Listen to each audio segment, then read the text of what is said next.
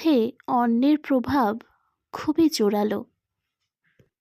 কিন্তু আমি এমনটা কখনোই বলছি না যে সবাই মানুষ হিসেবে খারাপ।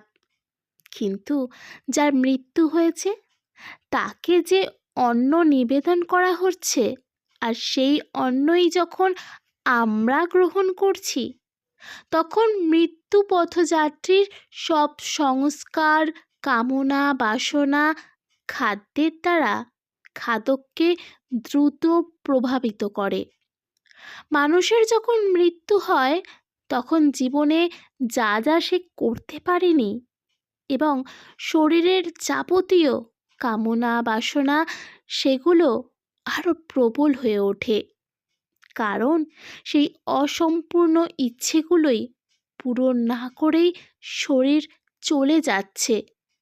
মৃত্যুর পর তার প্রেত যদি তখন উপস্থিত থাকে, নিবেদন করা খাদ্যের প্রতি তার প্রচণ্ড লোভ থাকা সত্ত্বেও সেই খাদ্য তখন সে গ্রহণ করতে পারে না, কারণ সে তখন তার শরীর থেকে পৃথক হয়ে গিয়েছে।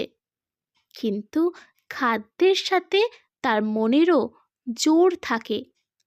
যেমন ধরো, কোনো বাড়িতে গিয়ে অনেক কিছু ভালো মন্দ খাওয়ার পরেও যদি তোমার মনে হয় তোমার ঠিক তৃপ্তি হচ্ছে না, তার কারণ সেই বাড়িতে যে পদ্ধতিতে উপার্জন করা হয় এবং রান্না করা হয় তা তামসিক, আর সেই ভাব রান্নার সময় খাদ্যে প্রবেশ করে এবং পরে খাদ্যের দ্বারা খাদকের শরীরে প্রবেশ করে, তার মনকেও প্রভাবিত করে।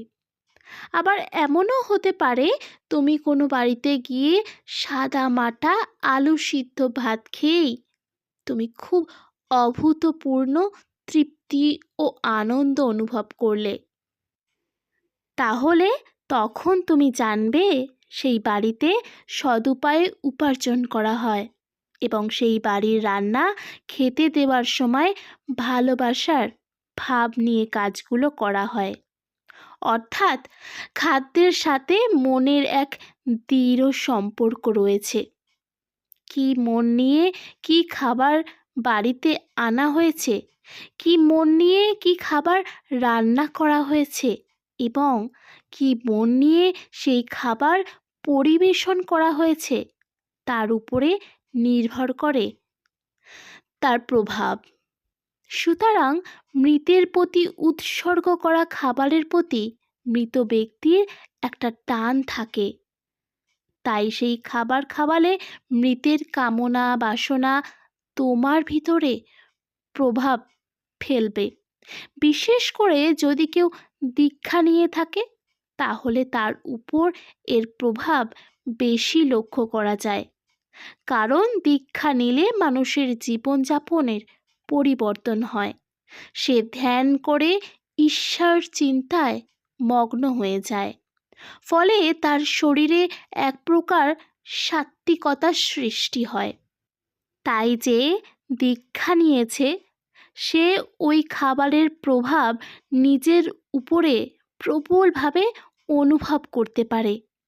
আবার অনেকের দীক্ষা না নেওয়া সত্ত্বেও ছোটবেলা থেকে শ্রাদ্ধ বাড়ির খাবার খেয়ে সেই প্রভাব অনুভব করতে পারে এবং অনেক সময় অসুস্থ বোধ করতে পারে।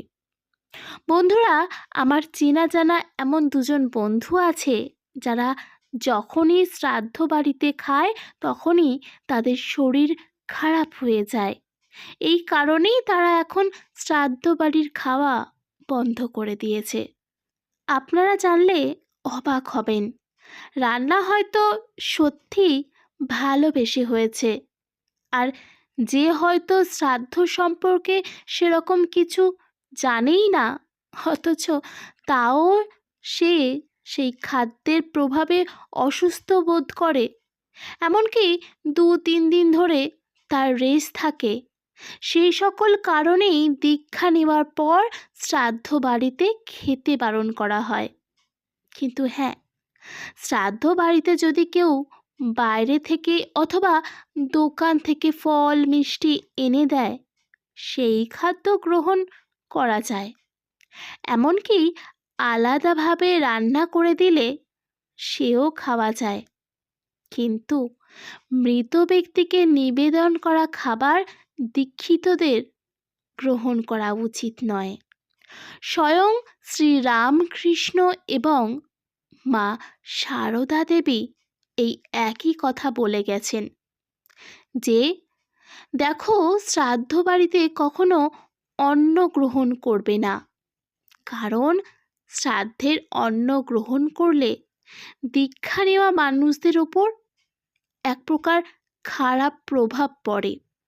তাই বন্ধুরা, দীক্ষিতদের অবশ্যই এই কথা মেনে চলা উচিত।